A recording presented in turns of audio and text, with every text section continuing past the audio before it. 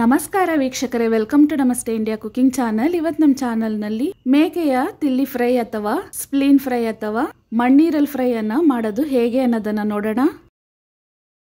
150 ಗ್ರಾಮಷ್ಟು ಮಣ್ಣೀರಲನ್ನ 3 ರಿಂದ 4 ಬಾರಿ ಚೆನ್ನಾಗಿ ತೊಳೆದು ಅದರಲ್ಲಿ 1/4 ಸ್ಪೂನ್ ಅರಿಶಿನದ ಪುಡಿ, 1/4 ಸ್ಪೂನ್ ಉಪ್ಪು, ಅರ್ಧ ಸ್ಪೂನ್ ಅಷ್ಟು ಅಚ್ಚ ಖಾರದ ಪುಡಿ ಮತ್ತು ಧನಿಯಾ ಪುಡಿಯ ಮಿಶ್ರಣವನ್ನ ಹಾಕಿ ಚೆನ್ನಾಗಿ ಮಿಕ್ಸ್ ಮಾಡ್ತಾ ಇದ್ದೀನಿ. ಮಸಾಲೆಯನ್ನ ರೆಡಿ ಮಾಡೋವರೆಗೂ ಇದನ್ನ ನೆನೆಸಿಟ್ರೆ ಸಾಕು. ಮಟನ್ ತಿಲ್ಲಿ ಫ್ರೈಗೆ ಬೇಕಾಗಿರುವ ಮಸಾಲೆ ಪದಾರ್ಥಗಳನ್ನ ನೋಡೋಣ. ಒಂದು ಮೀಡಿಯಂ ಸೈಜ್ನ ಈರುಳ್ಳಿಯನ್ನ ಉದ್ದವಾಗಿ ಕಟ್ ಮಾಡಿ ಇಟ್ಕೊಂಡಿದ್ದೀನಿ. 2 ಕಡ್ಡಿ ಕರಿಬೇವಿನ ಸೊಪ್ಪು, ಒಂದು ದೊಡ್ಡದಾದ ನಾಟಿ ಟೊಮೆಟೊ, ಸ್ವಲ್ಪ ಕೊತ್ತಂಬರಿ ಸೊಪ್ಪು, 2 ಸ್ಪೂನ್ ಕಾಳು ಮೆಣಸು, 2 ಚಿಕ್ಕ ತುಂಡು ಚಕ್ಕೆ, 8 ಲವಂಗ, 1 ಬೆಳ್ಳುಳ್ಳಿಗೆ ತಕ್ಕಷ್ಟು ಶುಂಠಿ ಮತ್ತು ಒಂದು ಚಿಕ್ಕದಾದ ಈರುಳ್ಳಿಯನ್ನ ತಗೊಂಡಿದ್ದೀನಿ. ಮೊದಲಿಗೆ ಮಿಕ್ಸಿ ಜಾರ್ನಲ್ಲಿ ಶುಂಠಿ, ಬೆಳ್ಳುಳ್ಳಿ, ಒಂದು ಚಿಕ್ಕ ಈರುಳ್ಳಿ, ಕಾಳು ಮೆಣಸು, ಚಕ್ಕೆ, ಲವಂಗ ಇದನ್ನೆಲ್ಲ ಒಟ್ಟಿಗೆ ಹಾಕಿ ನುಣ್ಣಗೆ ರುಬ್ಕೊಳ್ತಾ ಇದ್ದೀನಿ. ಒಂದು ಬಾಂಡ್ಲಿಯಲ್ಲಿ 2 ಚಿಕ್ಕ ಸೌಟಷ್ಟು ಎಣ್ಣೆಯನ್ನ ಹಾಕ್ತಾ ಇದ್ದೀನಿ. ಎಣ್ಣೆ ಬಿಸಿ ಆದ್ಮೇಲೆ ಮೊದಲಿಗೆ ಈರುಳ್ಳಿ, ಕರಿಬೇವಿನ ಸೊಪ್ಪನ್ನ ಹಾಕ್ತಾ ಇದ್ದೀನಿ. ಈರುಳ್ಳಿ ಕಂದು ಬಣ್ಣ ಬರೋವರೆಗೂ ಇದನ್ನ ಚೆನ್ನಾಗಿ ಬಾಡಿಸ್ಕೊಬೇಕು. ಈರುಳ್ಳಿ ಚೆನ್ನಾಗಿ ಫ್ರೈ ಆದ್ಮೇಲೆ ರುಬ್ಬಿರುವ ಮಸಾಲೆಯನ್ನ ಹಾಕ್ತಾ ಇದ್ದೀನಿ. ಇದನ್ನ 1 ನಿಮಿಷದವರೆಗೂ ಬಾಡಿಸ್ಕೊಬೇಕು.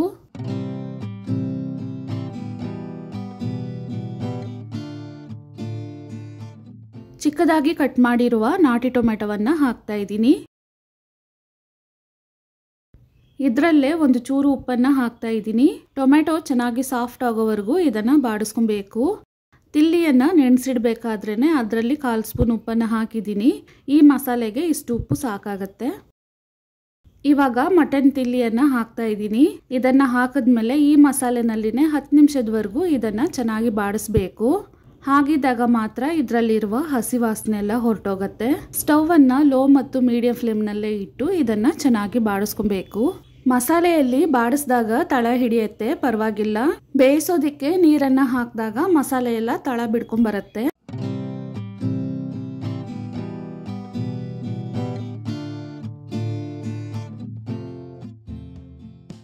ಮಟನ್ ತಿಲ್ಲಿ ಬೇಯೋದಿಕ್ಕೆ ಬೇಕಾದಷ್ಟು ನೀರನ್ನ ಹಾಕ್ತಾ ಇದ್ದೀನಿ.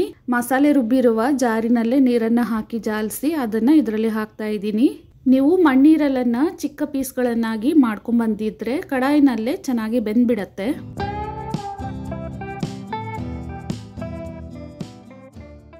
ನೋಡಿ, ಇಷ್ಟು ನೀರನ್ನ ಹಾಕಿದ್ದೀನಿ. ಒಂದು ತಟ್ಟೆಯನ್ನ ಹಾಕಿ ಮುಚ್ಚಿಟ್ಟು ಸ್ಟವ್ ಅನ್ನ ಮೀಡಿಯಂ ಫ್ಲೇಮ್ನಲ್ಲೇ ಇಟ್ಟು ಇದನ್ನ ಪೂರ್ತಿಯಾಗಿ ಬೇಯಿಸ್ಕೊಬೇಕು. ಈ ಮಣ್ಣೀರಲ್ ಕಡಾಯಿನಲ್ಲಿ ಬೇಯೋದಿಕ್ಕೆ 20 ನಿಮಿಷಕ್ಕಿಂತ ಜಾಸ್ತಿನೇ ಟೈಮ್ ತಗೊಳತ್ತೆ.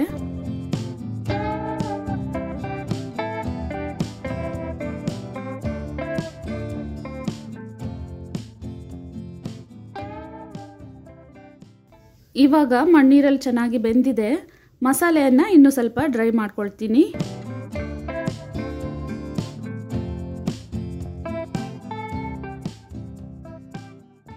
ಮಸಾಲೆ ಈ ಹದಕ್ಕೆ ಬಂದಿದ ತಕ್ಷಣ ಕಟ್ ಮಾಡಿರುವ ಕೊತ್ತಂಬರಿ ಸೊಪ್ಪನ್ನ ಹಾಕಿ ಚೆನ್ನಾಗಿ ಮಿಕ್ಸ್ ಮಾಡಿ ಸ್ಟವ್ ಅನ್ನ ಆಫ್ ಮಾಡ್ತಾ ಇದ್ದೀನಿ.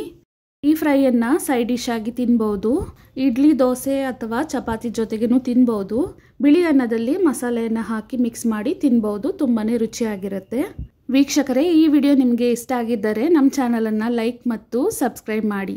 ಧನ್ಯವಾದಗಳು.